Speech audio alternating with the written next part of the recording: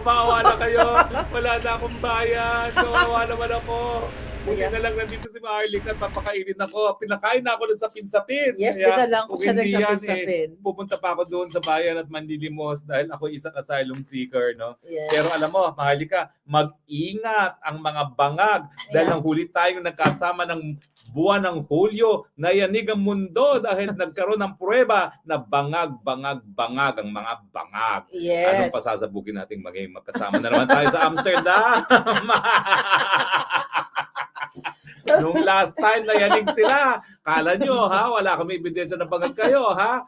Hoy, ang sasabihin ko pa sa inyo, 3 verification meron kami. Kaya yung mga kasinungalingan na sinasabi ng mga ahente-ahente nyo na wala namang alam, wala po yan sinabi sa mga high-tech verification na ginawa ng mga Amerikano at iba pang mga lahi, no? 3 verification po yan. Yes. Kaya nga, mag-isip kayo ano na naman ang mangyayari sa inyong magkasama na naman ang Maharlika at si Spokes Harry, di ba? Correct. Mayanig na kayo dahil malapit nang matapos ang iyong mga panahon at ang mga Pilipino gising na sa katotohanan na kinakailangan ng tunay na pagbabago na imposible habang nandiyan ang mga bangag. O, di ba? Correct. Dahil ngayon talaga grabe yung Spokes, yung reaksyon ng ating mga taong bayan sa buong mundo.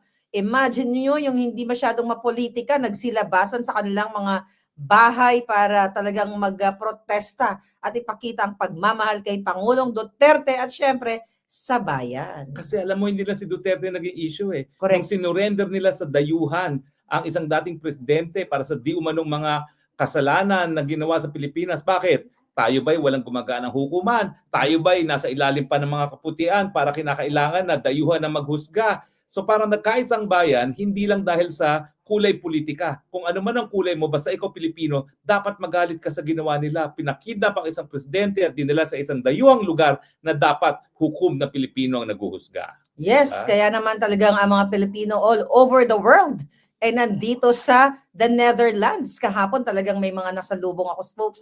Galing kami doon sa Tulips Garden from Ireland, and kanina sa amin kung saan kami nakastay, galing ng LA. Shout out kay Ma'am Tina na nakasabay namin sa breakfast, and yung mga taga Germany talagang nakasabay din namin. Talagang sila ay kumikilos. Talagang nagsi-speak up day. Kaya naman natatakot ang mga bangag na yun, lalong nagbabangag. At ngayon, bispiras ng birthday ni Presidente Duterte. Anong gusto ni Presidente Duterte? Mag-speak out ang lahat. Huwag kayong matakot kahit kanino dyan. Sa NBI, sa kapulisan, huwag kayong matakot. Karapatan nating mag-speak out. At habang tayo tinatakot at sinusupil ang pananalita, lalo natin silang bingihin sa ating pagsisigaw hanggang wala na silang marinig dahil sira-sira na kanilang mga eardrum sa ating panawagan. Ayaw namin sa bangag. Ang sarap talaga pag asylum seeker ka na hindi ka na mahahabol. Nek-nek nyo, hindi na ako mahahabol. Kaya ngayon, bangag. O, di ba? Yes. No, actually, daldala ko yung kopya dyan. Daldala ko yung kopya ng, what do you call it? Authentication. Yung authentication. Ay, nako, yan na po. Dahil yan, isa yan sa ebidensya na talagang bangag at ang dahilan kung bakit tayo pimperson. Alam mo, totoo yan. Ako may galing sa Kongreso eh. Oo. Kaya pwede ba magtigil-tigil na kayo dyan sa mga sinungaling nyo? Talagang galit na galit sila sa akin dahil ako pinagbibintangan na akong source ng bangag video. Eh, ikaw naman talaga yun.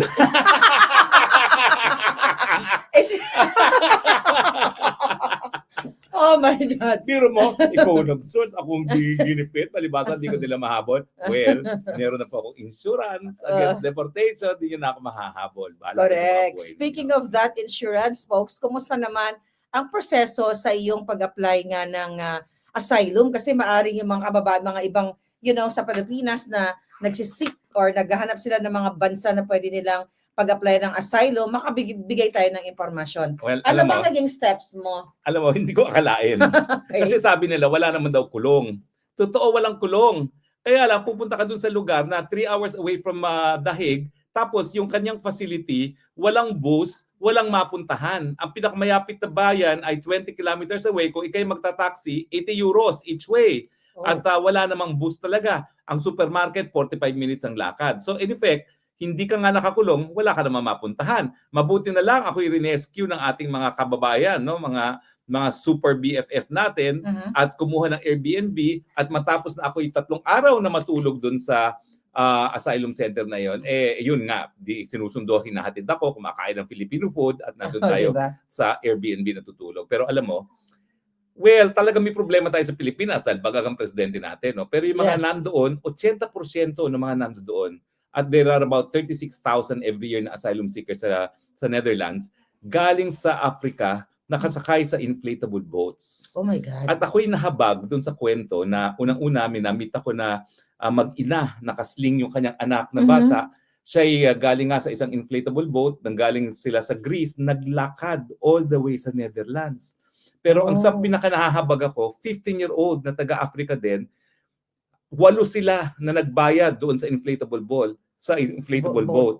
Namatay lahat ng pamilya niya, nag-iisa na siya. So talagang awang-awa ako doon sa batang yun. Hinakap ko na lang ng hinakap at yung pagkain ko sa araw na yun, binigay ko na sa kanya at sinabi ko, I will get all my food. You can have all my food so you can like collect it. No? Pero I guess it's God's way of telling me na miski ginigipit ako ng bangag na administrasyon, mas mabuti pa rin ang buhay natin dahil at least hindi tayo nalulunod sa dagat dahil gusto lang natin umiwas sa labanan, no, sa mga bahay nila, no, sa bayan nila.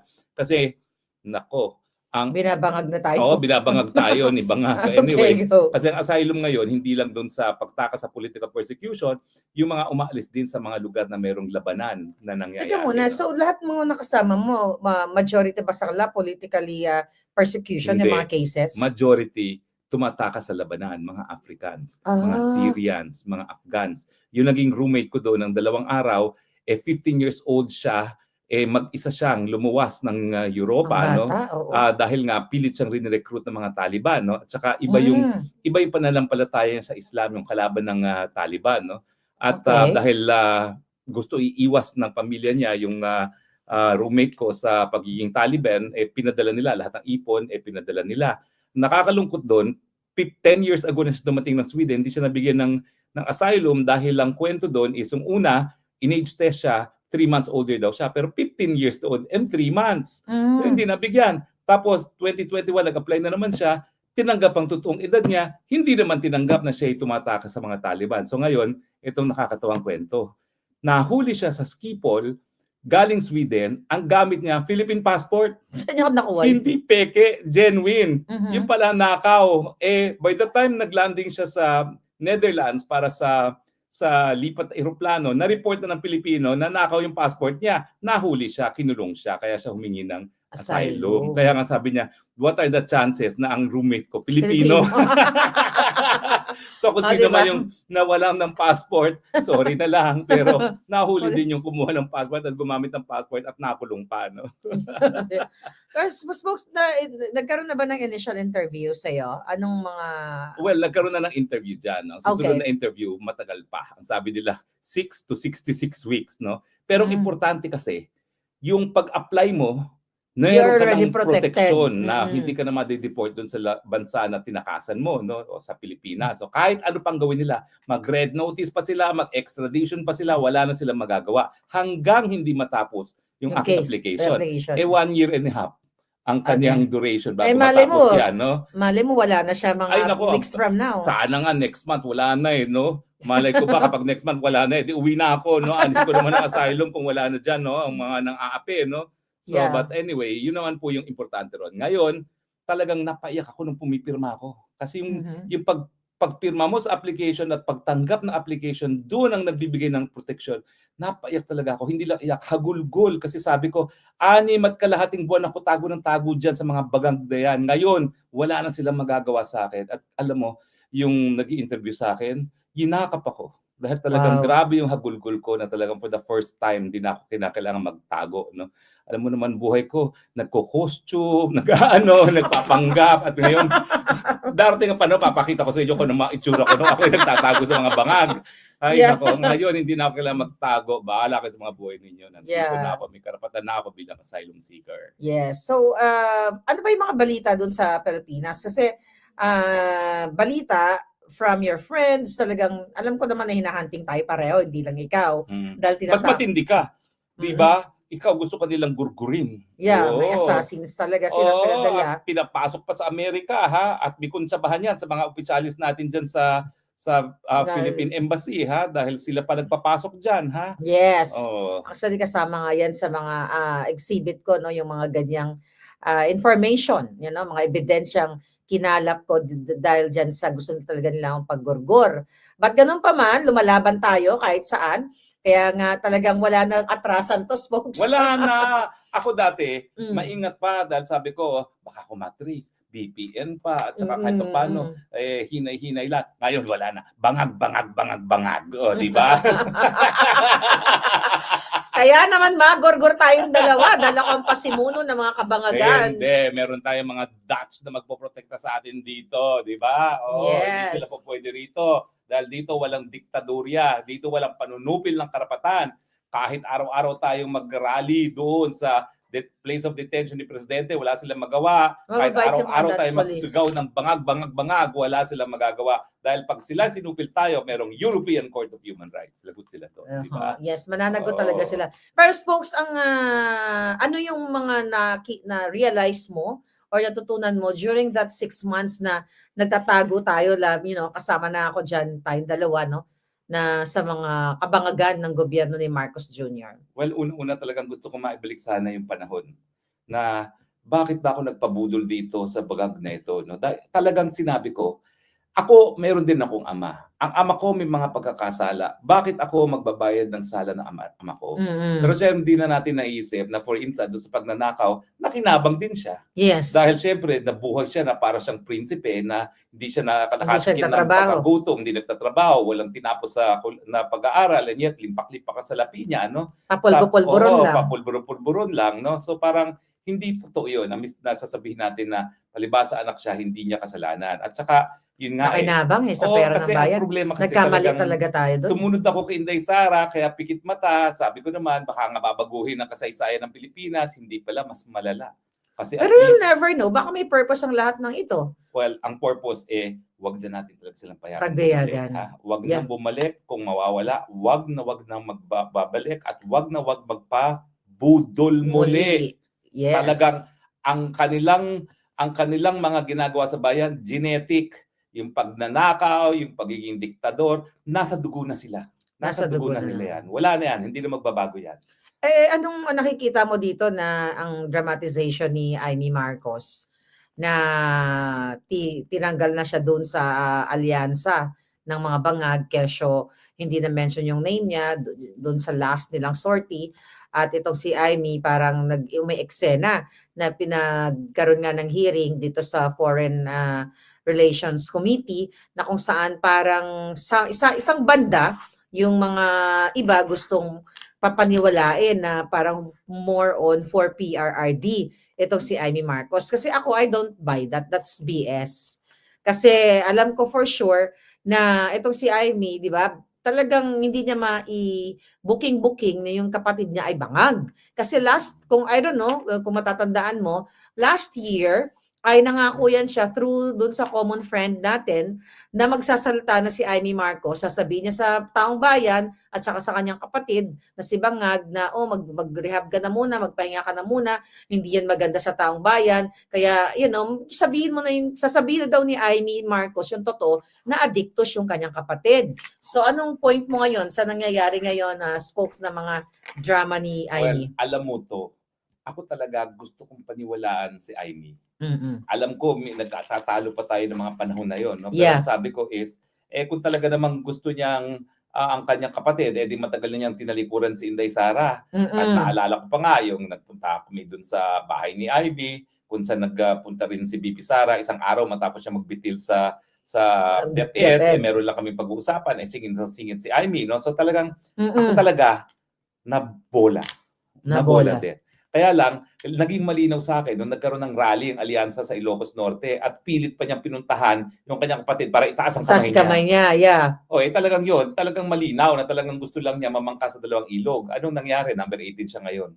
Kung siya ay naging consistent sa mulat-mula at sinabi niya na talaga na paninindigan ko ang mga Duterte dahil hinayaan naman nilang magkaroon ng mapayapang libingan ng kanyang ama, siguro nasa number 5 siya dahil si Bongo na loyal kay Duterte, ayun, number 2, number 1, di ba? Pero namangka siya sa dalawang ilog. Ngayon, hindi na siya makabawi at ilang buwan na lang, ilang linggo na lang, eleksyon na. number 80 na siya. Hindi ko naman alam kung talagang ito namang si VP Sara, kung magpapabudol muli, di ba? I Ang don't tingin think ko, so. Hindi na. Ang tingin Hindi ko, na hindi na. magpapabudol si Kasi Inday. ilang beses naman sinabi ni VP Sara na never again to the Marcos, di ba? Ilang beses naman niya sinabi yan eh. Hindi naman Yeah, niya sinabi privado niya yan. Sinabi naman talaga niya yan. No? Pero sa akin, nangihinayang ako kay Amy. Kasi ang feeling ko naman, may punto talaga na talagang may utang na loob kay Presidente Duterte. Kasi yung pinakiusap naman niya yung libing ng tatay niya, talaga namang siya yung tagalakad kay PRRD, no?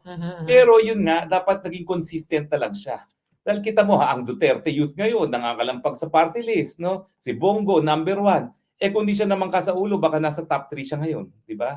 Namangka siya, ayun ang nangyari. No? Kaya talagang dapat hindi na magtiwala. Never again sa mga Marcos. Oo nga, diba? at saka dahil nga sa mga pinagagawa ng Marcos ngayon, sino ba naman boboto pa sa Marcos, no? Ay nako, sabi ko nga sa iyo pati nga diyan sa congressional race, no, kung meron lang sanang tumakbo laban kay Sandro, baka matalo pa si Sandro sa Ilocos Norte mismo Yeah. Di ba? Kasi kitang-kita naman ngayon kung ano yung ginagawa nila.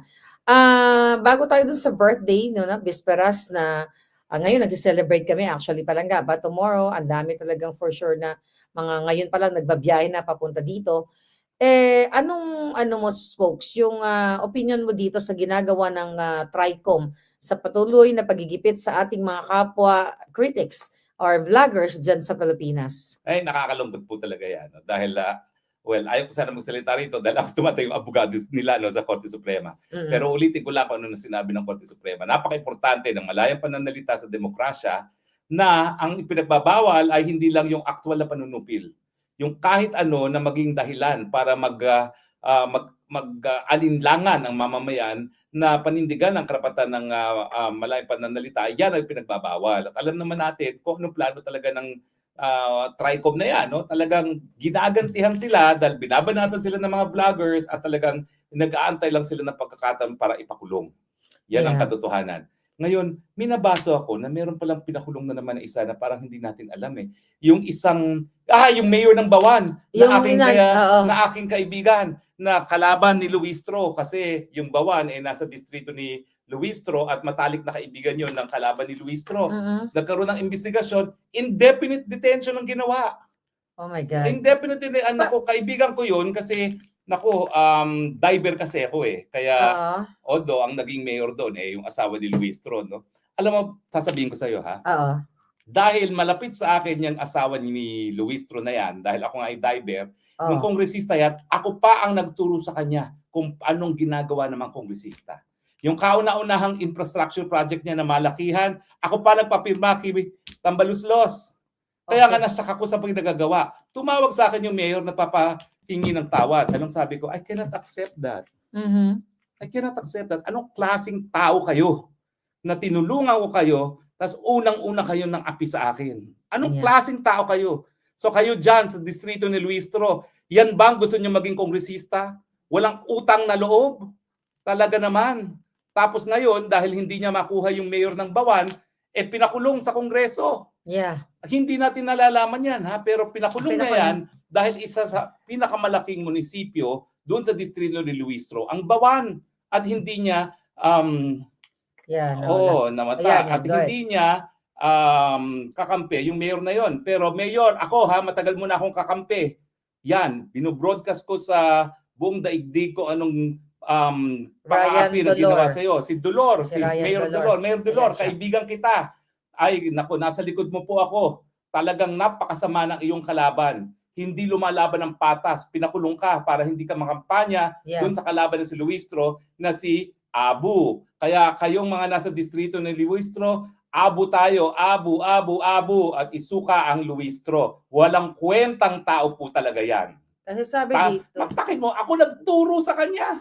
Walang utang paano maging kongresista, anong gagawin para sa mga proyekto niya. And yet, siya yung unang-unang nagwalang niya sa akin. Ay, traidor nga.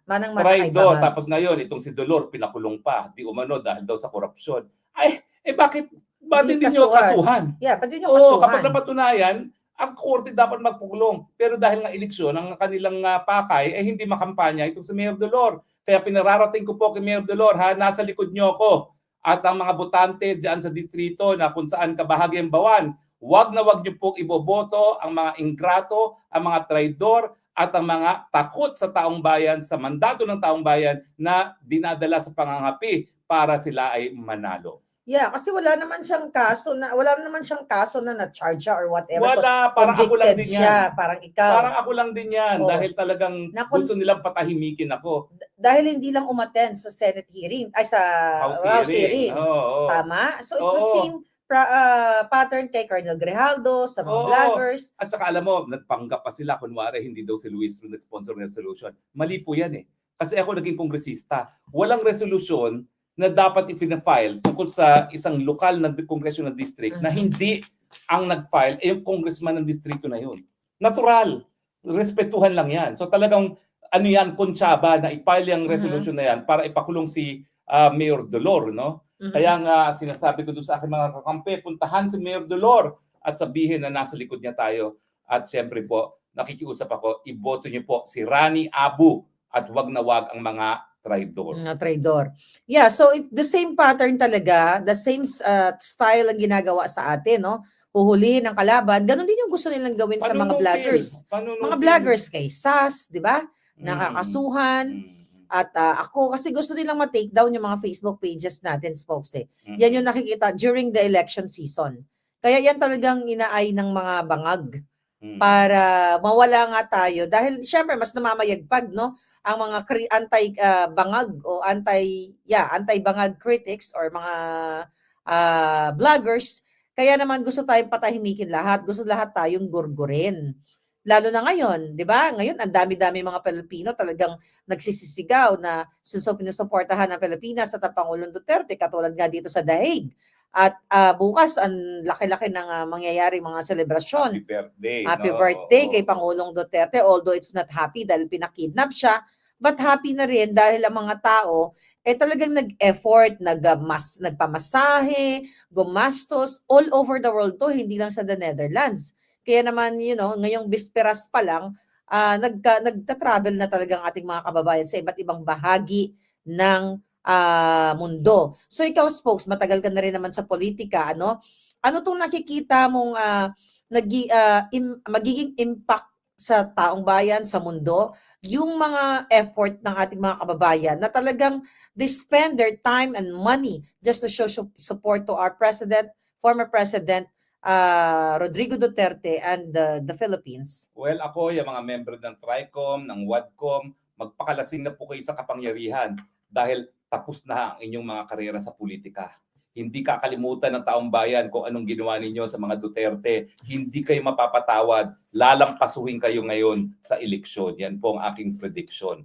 Yang si Luis Ru na yan, lampaso yan, tutuan kay Rani Abu. Dahil talaga naman pong nanalo lang naman yan dahil lang tumakbo dun sa distritong yon, yung anak ni Rani Abu, no, na 3-term yan. Kaya ginagawa lahat ng paraan para mawalan ng boto si Rani Abu sa pamamagitan ng pag-aresto at pagkulong doon sa pinakamalaking munisipyo dyan sa distrito nila. No? Pero ngayon naman po, bago na ang daigdig. Yung mga iba na nananahimik, nagsasalita na, yung mga meron lang, nakikisapi na sa pagtipon-tipon, no? Sabi ko nga, dapat bayaran tayo ng Netherlands dahil naging tourism promotion ng mga Pilipino. Dapat gawa ng rebulto si Presidente Duterte dahil sa kanya tumaas ang turismo. Baka mamaya mas marami pang mga turista magpunta ngayon mga Pilipino dito sa Netherlands kaysa sa Paris. Dati-dati, pinakamalalaking turista, Paris, London. Ngayon, lumalaban ang Netherlands dahil lahat ng Pilipino, maski hindi nila nakikita personal si Presidente, makarating man lang doon sa lugar kung saan siya nakadetine, alam nila na pag nandun sila, nararamdaman ng Presidente natin ang kanilang suporta at maraming po talaga salamat sa inyong suporta. Yes. Spokes, ako sa nakikita ko kay Vice President Sara, hindi siya talaga power hungry, no? Katulad ng mga bangag dahil kung babalikan nga natin ang 2022 election, mas malakas siya, di ba? Pwede siya talaga magpresidente, pero pinagbigyan niya ang Marcos Bangag, which is nabudol nga tayong lahat. So let's say for example, itong mga pagtitipon ng mga taong bayan sa buong mundo, buong Pilipinas, dahil Sinda hindi naman nananawagan na talagang mag-aklas o mag-alsa yung mga tao para palitan ng presidente, although nananawagan ang taong bayan na mag-resign si Bangag. So let's say for example, talagang talagang nagbunga ito at si Vice President Sara ay ayaw niyang maging presidente. Kunwari lang, Sino ang pwede? Well, unang-una, lilinawin natin ha. Hindi nagtatawag ng ganyang Yes. revolusyon ang BP. Kasi alam naman niya na bilang isang Andito ka na. Pilipino, Andito ka na. kahit papaano, kinakailangan Andito ka na. bigyan natin ng kahalagahan Sa ating labas. saligang batas. Okay. Pero kung talagang ang Sige, taong sige. bayan maghusga na Sige. sipain ng mga bangag, walang magagawa. Nagbablog-vlog ka. Kinakailangan gawin Pero niya ang sige. kanyang katungkulan bilang isang Mali. vice-presidente. Si At siya talaga Sheena nasa labas. ang magsasucceed as president. Susunduin Sa ka tingin niya, ko po, susunduin ka niya. hindi para tanggihan ni VP Sara ang paghamon kung mangyari yan. Kasi yan talagang trabaho ng vice presidente. Kapag wala ng presidente, siya magsasucceed para walang power vacuum. So ayaw ko mag-speculate na mangyayari yon na kapag nawala ang isang presidente dahil nasisanti ng taong bayan at legal naman yan, nagawa na natin 2 beses, na hindi tatanggapin ni Inday Sara ang paghamon. Tingin ko tatanggapin niya dahil abogado naman yan. Obligasyon niya yan. Yeah. Pero hindi, kunwari lang. Kunwari lang. Ayaw niya. Kunyari, talagang, mag-rest na ako, focus na lang ako sa family ko. So, ano ang pwede? Ang possible lang, legally. Ay, kapag hindi tinanggap yan ni VP Sara, meron tayong order of succession. Pagkatapos ng Vice President, nandyan ang Senate President. Pagkatapos ng Senate President, nandyan ang House Speaker. Let's say mga military. Well, ang military, depende naman po yan kasi alam nyo, sa saligang batas natin, ginawa natin protektor ng taong bayan ang military, no? Nung minsan nga, nabaliwala ang saligang batas dahil nag-alsa rin ng military na binigyan proteksyon ng taong bayan, no? So, sa akin, wag sana mangyari, no? Pero meron na tayong mga president, okay? Kung hindi tatanggapin ni VP Sara yan, baka militar mismo ang mag-rule. Wag naman sana mangyari yun, no? Dahil meron naman constitutional successor. Dahil kaya nga, naghalal tayo ng Vice President para hindi mangyari yon na walang mandato ng taong bayan ang mamumuno.